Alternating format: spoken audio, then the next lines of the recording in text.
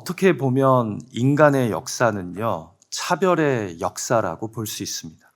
누가 가르쳐 주지도 않았는데, 장려하지도 않는데, 이 죄악된 이기심으로 가득 찬 우리 인간은 지금껏 차별의 역사를 만들어 왔습니다. 그래서 작게는 자녀 간의 차별부터 또 내가 결정할 수 없는 성별과 지역, 인종 간의 차별, 또 이해관계나 공통 분모에 따라 발생하는 조직이나 그룹 간의 차별, 심지어는 자본주의 사회에서 매우 영향력 있는 경제력의 차별에 이르기까지 우리는 솔직히 본인이 인정하든 안 하든 차별을 주고받는데 매우 능숙한 존재들입니다. 특별히 타 문화권, 타 언어권인 이 미국 땅에 와서 살아가는 우리들이야말로 그 누구보다 이 차별의 의미를 잘 이해하고 있지 않습니까? 백인이 주류인 사회에 이민 와서 다른 다양한 인종들과 함께 살아가면서 왜 인종 간의 차별을 경험하지 않았겠습니까? 소위 멜팅 팟이라고 불리는 것이 우리가 살고 있는 미국이잖아요. 수십 년 전 미국 시카고의 어떤 목사님이요, 이 흑인과 백인이 하나 되는 교회를 만들겠다는 이상을 갖고 교회를 개척했다고 합니다. 그런데 어른이나 어른아이들이나 이 피부색의 다름을 떠나 하나가 되는 것이 참 쉽지 않더랍니다. 예를 들어 주일날 교회 버스를 타면 꼭 백인 아이들은 한쪽 편에, 그리고 흑인 아이들은 다른 한쪽 편에만 앉더랍니다. 그래서 그 교회의 주일학교 교사가 아이들에게 의도적으로 이런 질문을 했다고 합니다. 너희 피부 색깔은 뭐지?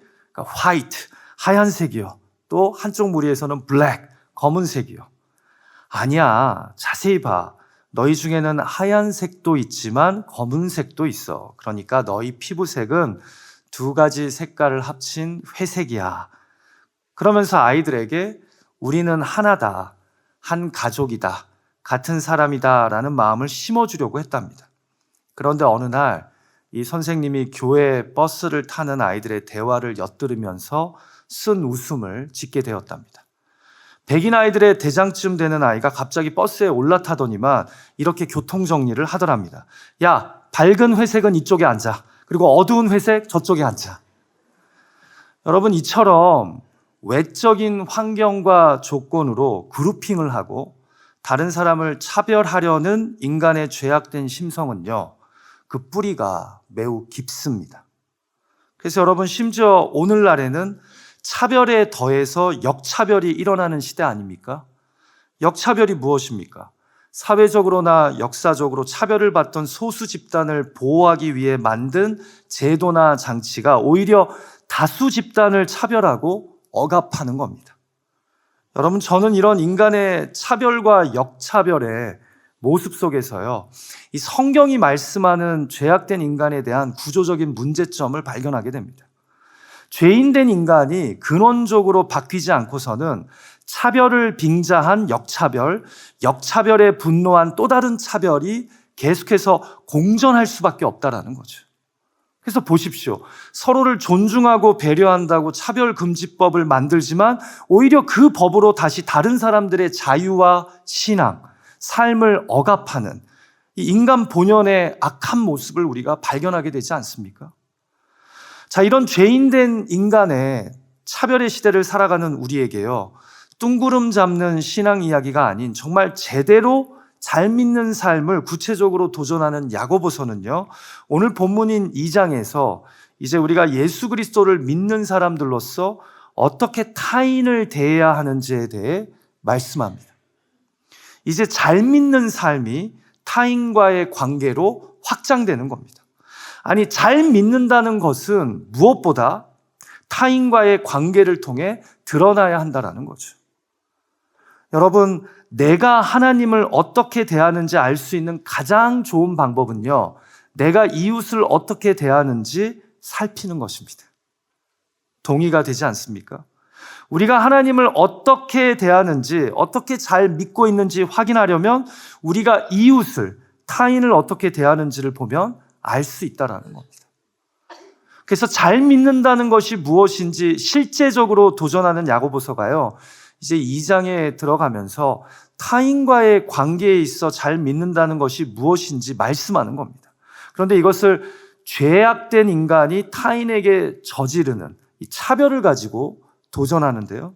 자, 야고보서는 잘 믿는 믿음은 타인과의 관계에서 어떻게 드러난다고 가르칩니까? 공동체 안에서 외모로 사람을 차별하는 것에 대해 성경은 우리에게 어떤 도전을 줍니까? 저는 오늘 본문 말씀을 통해 발견하게 되는 이 차별의 반대가 되는 것이 무엇인지를 살펴보며 하나님의 말씀을 나누고 싶은데요. 첫 번째로 차별의 반대말은 예수 그리스도입니다. 좀 뜻밖이신가요? 그런데 성경을 보면 그렇습니다. 같이 본문 1절 말씀을 우리가 함께 읽었으면 합니다. 같이 읽죠. 시작.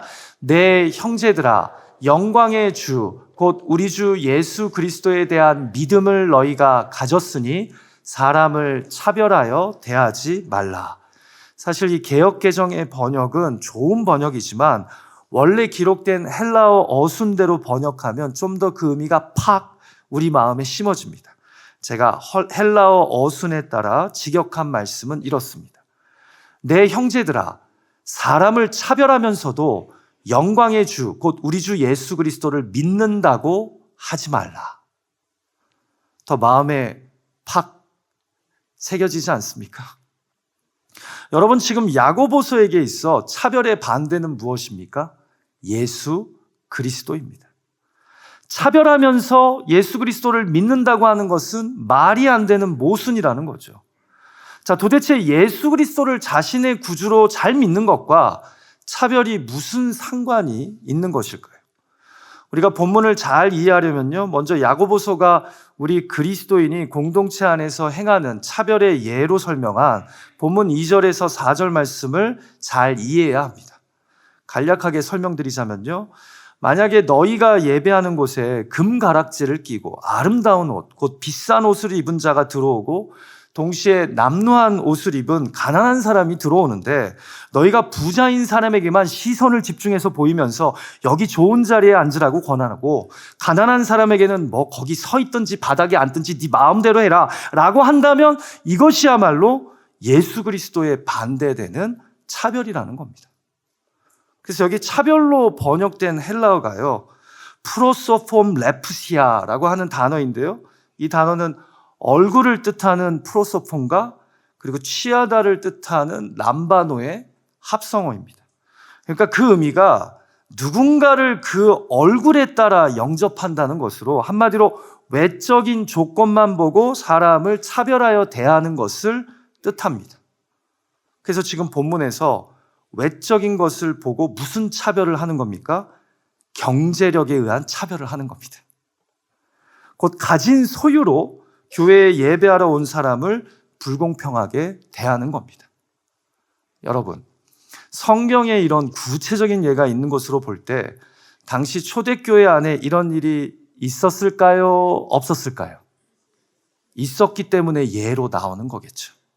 자, 그러면 이런 예가 오늘날의 교회에서는 일어날까요? 안 일어날까요? 다들 자신 있게 얘기하네요. 일어난다라고. 아이러니하죠? 일어납니다. 예를 들어 볼까요? 자, 교회에 어떤 새로운 사람이 방문해서 예배를 드렸다고 합시다. 그런데 갑자기 예배가 끝난 후에 어떤 분이 저에게 와서 귓속말로 속삭인다고 쳐요. 꼭 이런 말은 귓속말로 합니다. 목사님, 저기 저 키 크고 안경 쓰신 분 보이시죠? 아, 네.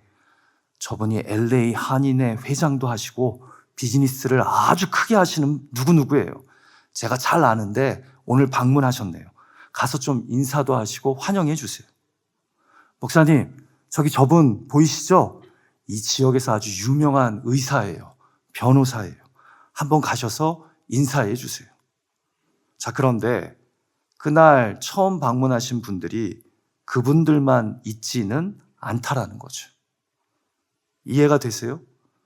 여러분, 저 지금 여러분들 이해하기 쉽게 이야기를 만들어서 드리는 거예요. 또 도대체 누가 고목사한테 가서 그런 말 하냐라고 지금 착각하지 마세요. 그런데 왜 이분들한테만 가서 인사를 하며 아는 척을 해야 하냐라는 겁니다. 또 이렇게도 한번 설명해 볼까요? 어떤 교회예요. 우리 교회가 아니라 재직을 선출하는 공동회의를 하는데 장로나 안수집사의 자격이 은연중 교회에 헌금을 많이 하거나 아니면 교회 재정에 도움을 줄 수 있는 그런 경제적으로 넉넉한 분이라고 합시다.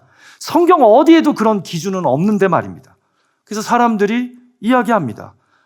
우리 교회에서 장로하려면 일단 경제적으로 넉넉해야 돼. 그래야 헌금도 많이 하고 교회 재정에도 도움이 되니까 라고 누군가가 말했다고 칩시다. 자, 그러면요, 죄송하지만 야고보서 2장의 관점에서 보면 이런 것들이 다 얼굴, 곧 외적인 것을 보고 행하는 차별이라는 거죠. 자, 그런데 여러분, 왜 성경은 예수 그리스도를 믿는 사람은 차별할 수 없다고 도전할까요? 간단합니다.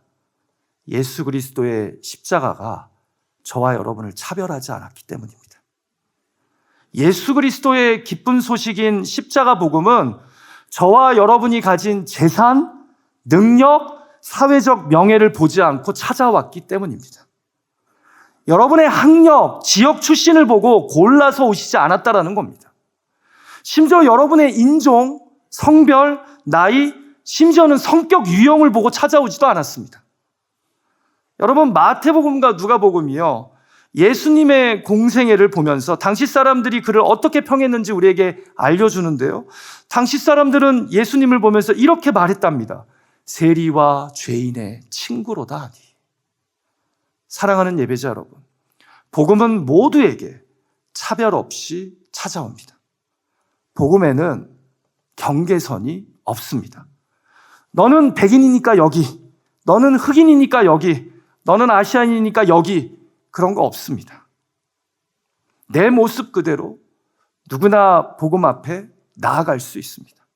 아니, 복음이 차별 없이 누구나 찾아갑니다. 그런데 어떻게 예수 그리스도의 이 십자가 복음으로 구원받을 자격도 없는 내가 은혜로 구원받았는데 회당 안에서 외적인 것을 보고 사람을 차별할 수 있냐라는 겁니다.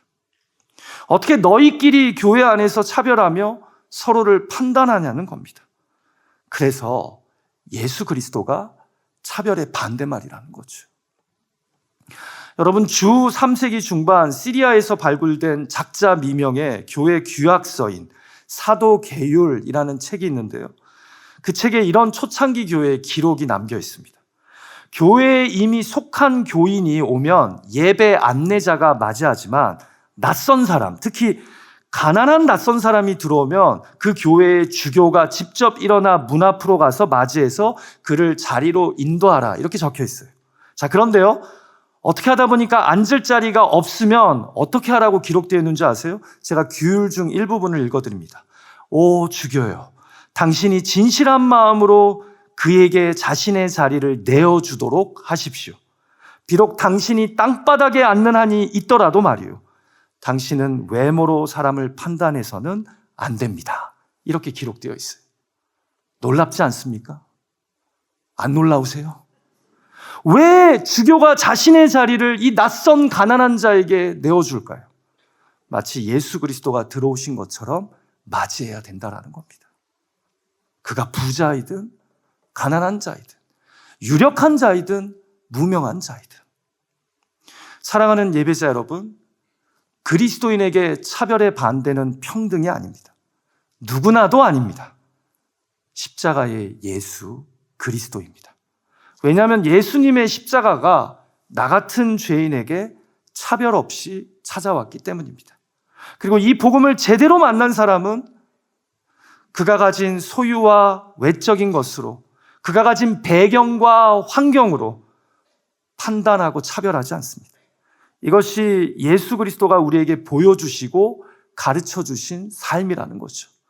이것을 잊지 않고 붙잡고 살아갈 수 있는 저와 여러분이 되기를 주님의 이름으로 축복합니다.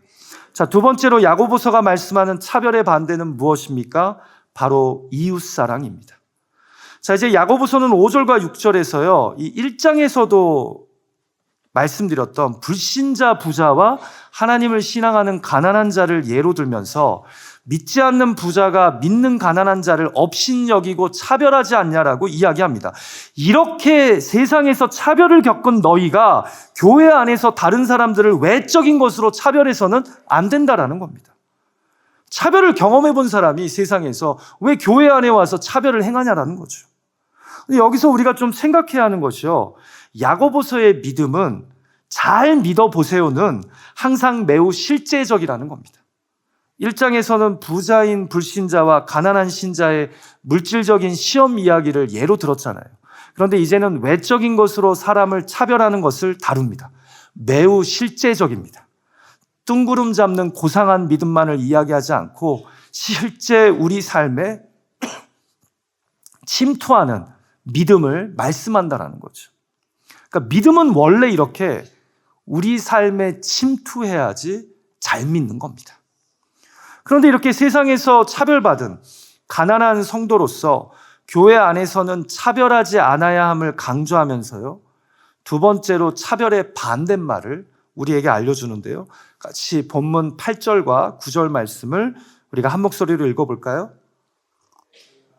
너희가 만일 성경에 기록된 대로 내 이웃 사랑하기를 내 몸과 같이 하라 하신 최고의 법을 지키면 잘하는 것이거니와 만일 너희가 사람을 차별하여 대하면 죄를 짓는 것이니 율법이 너희를 범법자로 정죄하리라. 자, 차별의 반대로 무엇을 말씀합니까? 모든 율법의 대강령인 이웃사랑을 이야기합니다. 한마디로 이웃을 내 몸과 같이 사랑하라는 하나님의 명령에 순종함으로 너희 공동체 안에 침투한 차별을 밀어내라는 겁니다. 그러면서 아주 세게 말씀해요. 사람을 외모로 외적인 것으로 차별하면 율법을 어기는 것이다. 여러분, 저는 여기서 성경의 흥미로운 관점을 하나 발견하게 되는데요. 여러분, 이웃을 내 몸과 같이 사랑하려면요, 먼저 나를 사랑할 줄 알아야 합니다. 나를 사랑해주고 존귀하게 여길 줄 모르는 사람은요, 남도 사랑해주고 존귀하게 여길 줄 모릅니다. 그래서 이웃을 내 몸과 같이 사랑하려면 먼저 내 몸을, 곧 나를 사랑해야 합니다. 내가 예수 그리스도의 십자가로 사랑받은 존재임을 계속해서 확인하고 깨달을 때 우리가 이웃을 차별하기보다 사랑하게 된다는 거죠. 여러분, 남들을 그 가진 소유나 학력, 배경으로 쉽게 무시하고 차별하는 사람들을 보면요, 의외로 자기 자신을 조건 없이 사랑하신 예수님을 잘 수용하지 못하는 분들인 것을 발견하게 됩니다. 예수님도 사랑받을 만한 사람을 사랑하시겠지라고 생각하는 사람이요, 그렇게 복음을 잘못 받아들이고 이해하는 분들이요, 남들에게 기준과 잣대를 들이밀면서 차별합니다. 반대로 조건 없는 예수님의 십자가 사랑을 믿고 경험하고 누리는 사람이 내 이웃도 내 몸과 같이 사랑한다라는 거죠. 그러니까 내 이웃을, 내가 내 몸을, 내 자신을 사랑하는 것 같이 사랑하는 사람은요, 먼저 내가 사랑받고 있는 사람임을, 내가 나의 연약함과 부족함에도 불구하고 예수님의 십자가 사랑으로 사랑받고 있음을 알아야 합니다. 그래야 이웃 사랑을, 차별하지 않는 삶을 살게 된다는 거죠. 어쩌면 내가 다른 사람을 외적인 조건과 형편으로 은연중 차별하고 있다면 그것은 내가 조건 없이 예수님께 사랑받는 존재임을 불신하고 있는 것일 수 있습니다. 조건 없는 사랑을 받고 경험한 사람이 조건 없는 사랑을, 차별 없는 사랑을 이웃에게 베풀기 때문입니다. LA에서 수십 년 넘게 사신 분들은 아마도 1992년에 있었던 LA 폭동을 잊지 못하실 겁니다. 제가 종종 LA에 오래 사신 분들 신방 가다 보면 이때 이야기가 꼭 나와요. 그때 정말 힘든 시간을 보내셨다고. 얼마 전에 어떤 기사를 읽으니까요, 이때 자기 비즈니스와 가족을 지키기 위해 맞섰던 코리안 아메리칸의 모습을 보고 만들어진 신조어가 있다고 하더라고요. 그게 뭐냐면 바로 루프탑 코리안스, 옥상의 한국인들이라는 이 신조어예요. 백인의 차별에 분노한 흑인들이 한국인들의 가게를 극습할 때 거기에 맞서서 옥상 위로 올라가 총을 들고 지키던 한국인들을 의미하는 단어랍니다. 그런데 여러분, 이 LA 폭동 때요, 뜻밖에도 흑인들이 오히려 한국인의 비즈니스를 지켜준 일화가 있다는 것 아시나요? 바로 사우스 센트럴 지역에서 한국인 마마, 코리안 마마로 불리던 고 홍종복 씨의 이야기인데요. 1992년 LA 폭동 당시 많은 흑인들이 한국인이 경영하는 비즈니스를 파괴하고 약탈했을 때 이 고 홍종복 씨가 운영하던 그로서리 마켓은 오히려 흑인들이 직접 와서 가게를 약탈과 방화로부터 보호해줬다고 합니다. 왜냐하면 그녀가 지역의 흑인 빈민들을 차별 없이 진심 어린 사랑으로 대한 그런 어머니와 같은 분이었기 때문이랍니다. 그래서 그녀의 별명이 뭐였다고요? 코리안 마마, 한국 엄마였다라는 거죠. 그녀에게는 평범하지 않은 면모가 있었는데요, 친절이 남달랐답니다. 지역 주민들이 말하는 당시 일화를 살펴보면 어린 나이에 엄마가 돼서 아이 기저귀와 우유 살 돈이 없는 여성이 마켓에 와서 망설이고 있으면 홍종복 씨가 가방에 물건들을 챙겨주면서 귓속말로 돈은 다음에 주세요 하고 보냈다고 합니다. 또 맥주캔을 훔쳐 달아나는 청년의 뒤에 대고는 조심하라고, 그러다가 넘어진다라고 걱정의 말을 건네기도 했답니다. 한 번은 가게를 찾은 한 남성이 생계 보조비로 받은 수표로 술을 사며 홍 씨에게 나머지는 현금으로 바꿔달라고 하는데요, 술에 취한 그가 혹여 허투루 이 돈을 쓸까 걱정한 홍 씨가 남성의 집에 전화를 걸어서 부인에게 직접 와서 거스름돈 받아가라고 챙겨주기도 했답니다. 10대 흑인 청소년들이 우르르 가게에 들어와도 감시와 경계의 눈초리가 아닌 부드러운 미소로 맞이했다고 합니다. 그래서 홍 씨의 가게를 한 번이라도 찾은 사람들은 다 그를 마마라고 부르며 좋아했답니다. 그래서 폭동이 일어났을 때 인종차별에 흥분한 흑인들이 한국인들의 가게를 습격하는 잘못된 행동을 범했음에도 오히려 지역의 흑인들이 이 한국인 마마의 가게를 지켜줬다라는 거죠. 사랑하는 예배자 여러분, 결국 차별을 이기는 것은 이웃 사랑입니다. 그리고 이웃 사랑은 내가 조건 없이 예수님의 십자가로 사랑받은 존재임을 잊지 않고 기억할 때 우리 삶에서 흘러나옵니다. 부디 모든 율법을 다 포함한 대강령이 무엇이냐는 질문에 하나님 사랑과 이웃 사랑을 말씀하셨던 예수님을 기억하며 나를 사랑하신 주님의 사랑으로 이웃을 사랑함으로 차별하고 싶은 마음에서 자유해질 수 있는 그런 저와 여러분이 되기를 주님의 이름으로 축복합니다. 그런 저와 여러분의 삶이 되기를 간절히 소망합니다. 자, 마지막으로 이 땅에서 예수님을 잘 믿는 사람은 왜 외적인 것으로 타인을 차별하지 않습니까? 차별의 반대말은 무엇입니까? 차별의 반대말은 긍휼입니다. 자, 예수 그리스도와 이웃사랑이 차별의 반대말이라고 가르치는 야고보서는요, 이제 마지막으로 본문 12절과 13절 말씀을 통해 주님을 이 땅에서 좀 잘 믿어보려는 우리가 타인을 차별해서는 안 되는 이유를 이렇게 설명합니다. 같이 한번 읽어볼까요? 시작. 너희는 자유의 율법대로 심판받을 자처럼 말도 하고 행하기도 하라. 긍휼을 행하지 아니하는 자에게는 긍휼 없는 심판이 있으리라. 긍휼은 심판을 이기고 자랑하느니라. 자, 이 앞절의 말씀이 좀 이해하기 어려울 수 있는데요, 이게 무슨 말씀이냐면 우리 그리스도인들은 심판을 받을 자처럼 이 땅에서 말하고 행동해야 한다는 겁니다. 믿는 자든 믿지 않는 자든 한 번은 다 심판 앞에 서게 될 텐데 그때 하나님은 우리가 타인과의 관계에서 어떤 믿음을 보였는지, 이 차별의 유혹과 시험에 어떻게 반응했는지 보실 거라는 거죠. 그러면서 우리가 타인을 향해 차별 대신에 가져야 할 마음이 바로 긍휼, 불쌍히 여기는 마음이라는 겁니다. 그래서 심판의 때에 긍휼을 행하지 않은 자에게는 긍휼 없는 심판이 있을 것이요, 타인에게 긍휼을 베푼 자는 긍휼 있는 심판이 있을 거랍니다. 그래서 마지막에 뭐라고 합니까? 긍휼은 심판을 이기고 자랑한답니다. 여러분, 사실 긍휼이라는 단어는 오늘날에는 잘 사용하는 단어가 아니잖아요. 교회에서나 사용하죠. 그냥 풀이하면 남을 불쌍히 여기는 것이 긍휼이죠. 옛날 단어인 이 긍휼을 오늘날의 말로 굳이 풀어본다면 저는 긍휼이란 누군가의 축 처진 뒷모습이 답답함과 분노가 아닌 안타까움으로 보이기 시작하는 것이라고 생각합니다. 그래서 그 사람의 상황이, 형편이 안타까우면서 공감이 되는 것. 그것이 하나님의 형상으로 지음받은 우리의 사실 사람다운 마음이라는 거죠. 사랑하는 예배자 여러분, 차별의 반대는 불쌍히 여기는 마음입니다.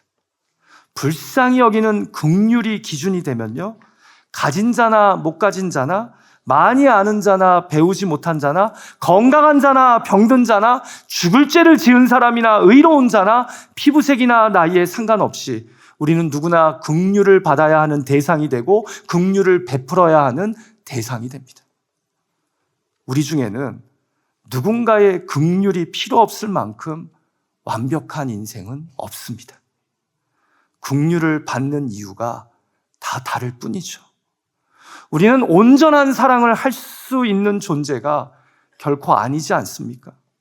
우리는 지어져 가는 사람들이고 또 혼돈과 방황을 안고 사는 사람들이기 때문에 긍휼이 없이는 하나됨이 없고, 긍휼이 없이는 사랑을 배울 수 없고, 긍휼이 없이는 율법의 정죄에서 결코 자유로울 수 없습니다.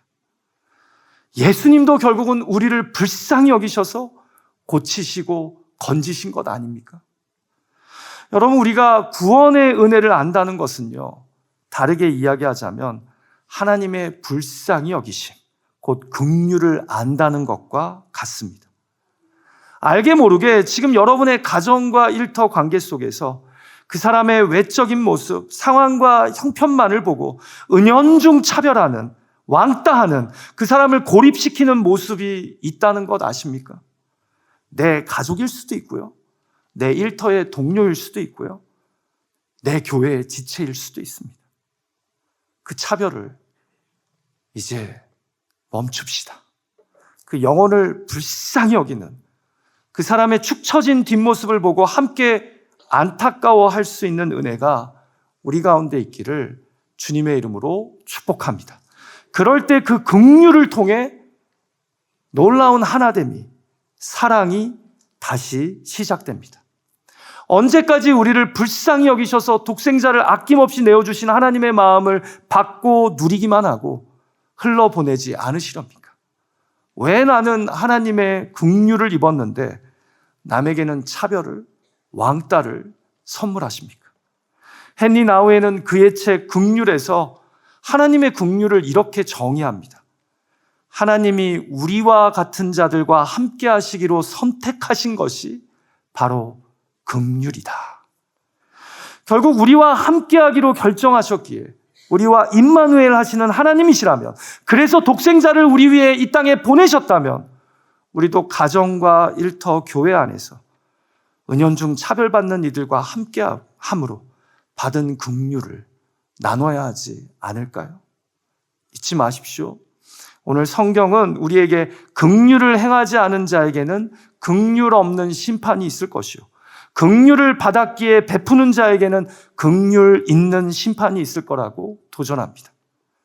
부디 내 주변에 외적인 것으로, 태생적으로 가진 것으로 차별받는 이들이 있다면 이들을 불쌍히 여김으로, 그들과 함께 해줌으로 내가 구원받은 자임을 명확하게 증명할 수 있는 저와 여러분이 되기를 주님의 이름으로 축복합니다. 말씀을 마칠까 합니다. 오늘 성경은 우리에게 좋은 믿음은 타인과의 관계를 통해 드러날 수밖에 없음을 도전하며 외적인 것으로 사람을 차별해서는 안 됨을 말씀합니다. 기억합시다. 차별의 반대말은 예수 그리스도입니다. 이웃 사랑입니다. 그리고 불쌍히 여기는 긍휼입니다. 부디 오늘 주신 말씀을 붙잡고 이번 한 주간 삶 속에서 예수 그리스도를 만나고 경험하는 저와 여러분이 되기를 주님의 이름으로 축복합니다. 같이 기도하죠.